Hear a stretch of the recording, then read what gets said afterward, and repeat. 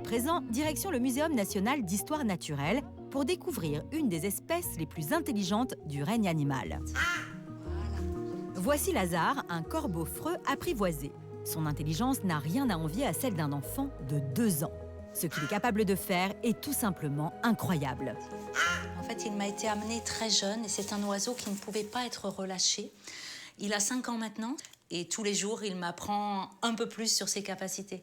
Hein, Lazare, t'es le plus beau. Tu fais le bisou? Tu me pinces le nez? Le nez? Oh, c'est bien. Et mon oreille, elle est où, mon oreille? Ouais, bravo, Lazare. Tu tournes? Tourne. Très bien.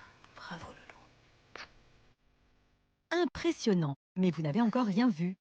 Voici un petit test de logique que le corbeau Lazare réalise sans problème à une vitesse stupéfiante. Allez, tu le sors.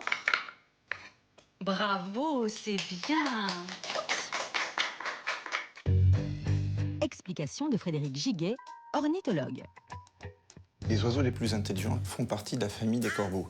Donc là, on a eu un exemple avec le corbeau freux, qui est un oiseau qui niche chez nous, en France, qui est assez commun, qui est un oiseau d'Europe, mais qui est très intelligent.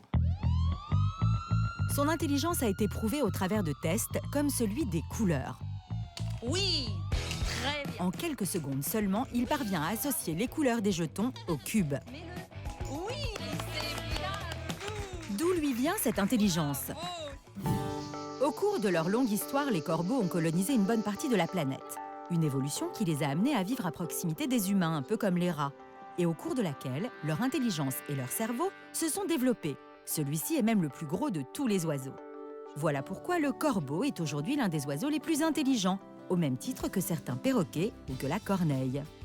On a aussi, par exemple, la corneille noire, mais d'autres espèces qui ont une certaine intelligence innée pour obtenir une ressource. Là, on a vu sur ce corbeau freux que c'était une petite boîte dans laquelle il y a une graine, mais dans la nature, les corneilles, les corbeaux vont aussi, par exemple, prendre des noix et puis les lâcher d'une certaine hauteur sur une surface dure pour qu'elles se cassent et qu'elles puissent accéder à la nourriture qui est à l'intérieur.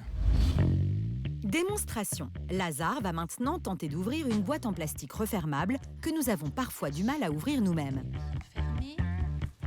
Et je la cache, je la cache. Voilà.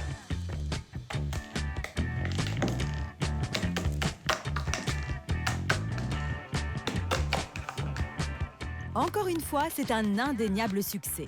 L'autre secret de ces prouesses, c'est l'incroyable mimétisme de cet animal.